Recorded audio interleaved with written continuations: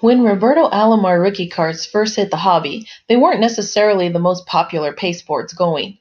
This was 1988, remember, right at the dawn of the Bash Brothers. Canseco and Mark McGwire had lit up the American League with their rookie home run exploits for the Oakland A's the previous two seasons.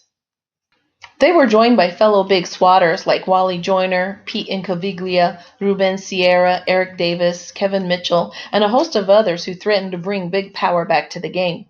Most fans were hungry for it too, after a decade of small ball that saw plenty of station-to-station success for teams like the St. Louis Cardinals and the Kansas City Royals.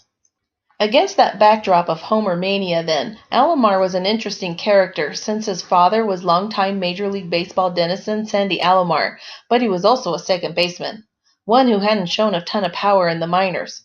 So Alomar might develop into a quality major leaguer, but he wasn't going to tilt the hobby on its ear. Of course, Alomar ratcheted his game up several notches from quality and turned in a Hall of Fame career over the course of 17 major league seasons. Along the way, he built a solid hobby following, and his cards have steadily gained a hold with collectors.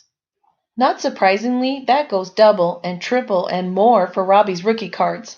In case his first-year cardboard has sneaked past you to this point, here's the complete rundown of Alomar's rookie card lineup.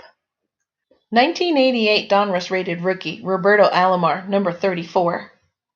Roberto was among a wave of second-generation players who swept through the majors during the hobby boom. It was a group that would include guys like Ken Griffey Jr., Brian McRae, Cal Ripken Jr., Barry Bonds, Ed Sprague, and more. One of those, of course, was Roberto's brother, Sandy Alomar Jr., who took a few years to get rolling, but eventually won the American League Rookie of the Year award for the Indians in 1990. Roberto never claimed that sort of individual hardware, but he did beat Sandy to a rated rookie distinction by a year, despite being 2 years younger. 1988 Donruss, baseball's best, Roberto Alomar, number 42.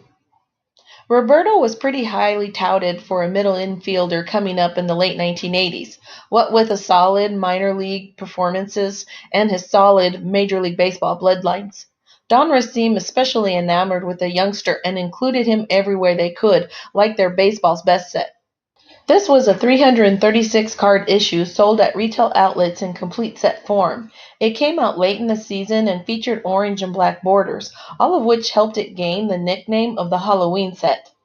Roberto showed up here at number 42, which coincidentally just so happens to be the uniform number of a truly groundbreaking second baseman from a bygone era.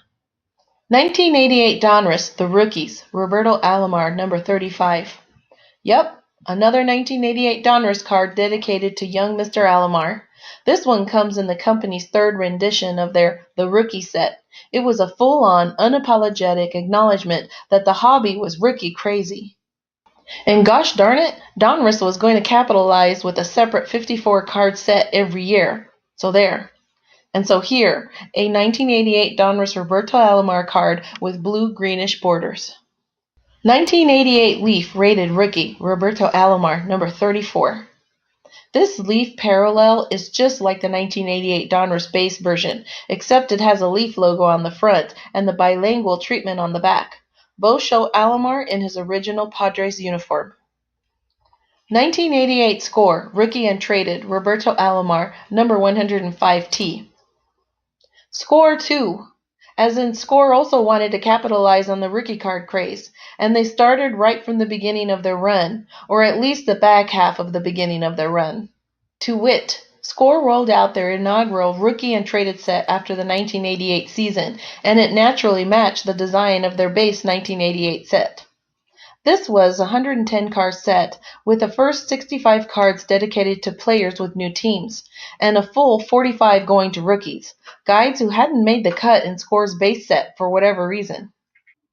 Checking in at card number 105T is Roberto Alomar, at bat in his Padres pinstripes and wrapped up in an orange Score border.